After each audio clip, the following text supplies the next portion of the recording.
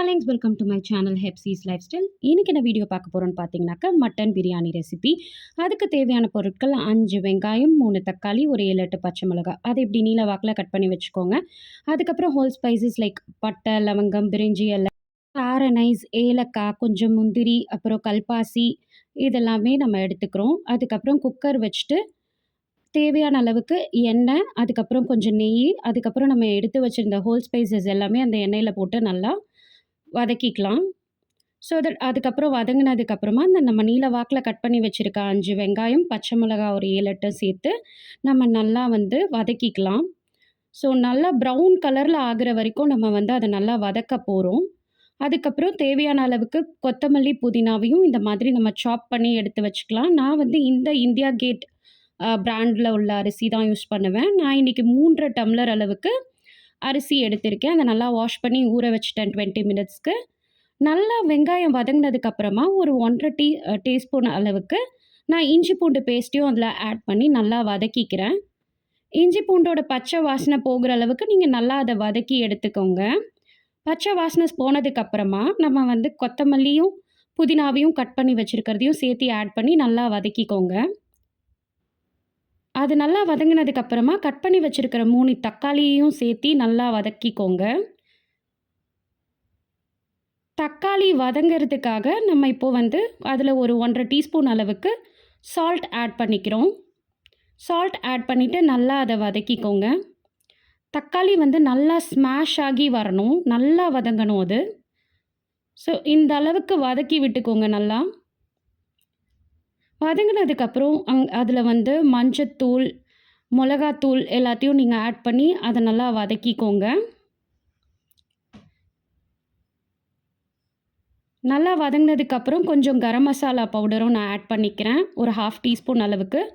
அதையும் சேர்த்து நீங்கள் நல்லா வதக்கிக்கோங்க. இப்போ நான் ஒரு 1/2 கிலோ மட்டன் முன்னாடியே தயிர், கொஞ்சம் இஞ்சி பூண்டு பேஸ்ட்டு, உப்பு இதெல்லாம் போட்டு நான் மேரினேட் பண்ணி வச்சுட்டேன் ஒரு 2 ஹவர்ஸ்க்கு முன்னாடியே ஃப்ரிட்ஜில். ஸோ அதையும் போட்டு நல்லா மிக்ஸ் பண்ணிக்கோங்க. ஸோ கொஞ்சம் க்ளோஸ் பண்ணி அதை நல்லா எண்ணெய் பிரிஞ்சு வர அளவுக்கு நல்லா வதக்கி விட்டுக்கோங்க. அதுக்கப்புறம் நம்ம 3 கிளாஸ் அளவுக்கு தண்ணி ஊற்றி இந்த மட்டனை வேக வைக்க போகிறோம். ஒரு 10 to 12 விசில்ஸ் அளவுக்கு நம்ம வச்சுக்கலாம்.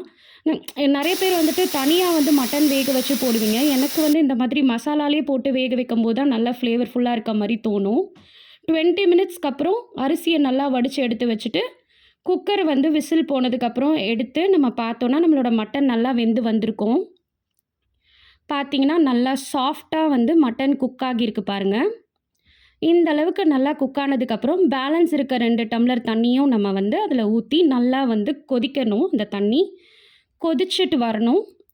கொதித்ததுக்கப்புறமா 1/2 லெமன் எடுத்து நம்ம அதில் சேர்த்திக்கிறோம்.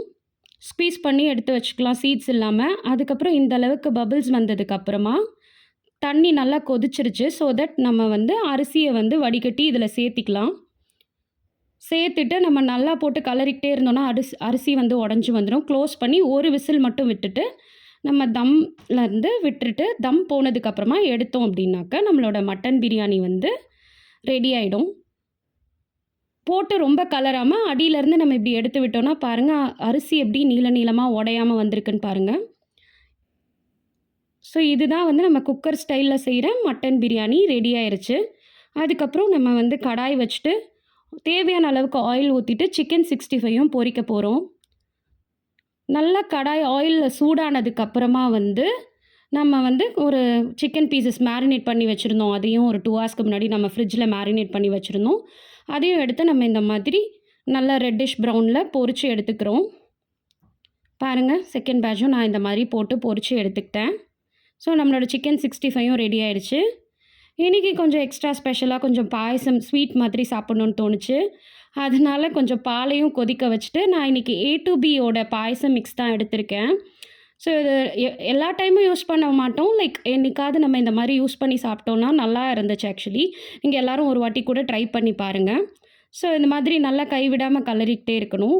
நீங்கள் சுகர் மட்டும் செக் பண்ணிக்கோங்க. உங்களோட தேவைக்கு ஏற்ற மாதிரி நீங்கள் இன்னும் கொஞ்சம் சுகர் கூட நீங்கள் ஆட் பண்ணிக்கலாம். அண்ட் இல்லைனாலும் அதுலேயே சுகர் எல்லாமே இருக்கும். ஸோ அதுவும் ரெடி ஆகிடுச்சு. நம்ம சைடில் முட்டை பாயில் பண்ணி எடுத்துக்கிறோம். இப்போ நம்ம பிரியாணியை பார்த்திங்கன்னா பிளேட்டிங் பண்ணி காமிக்கலாம். இங்கே பாருங்கள், பிரியாணி அண்ட் 65ம் ரெடி ஆயிடுச்சு. அது கூட வந்து தயிர் பச்சடியும் நான் பண்ணியிருக்கேன்.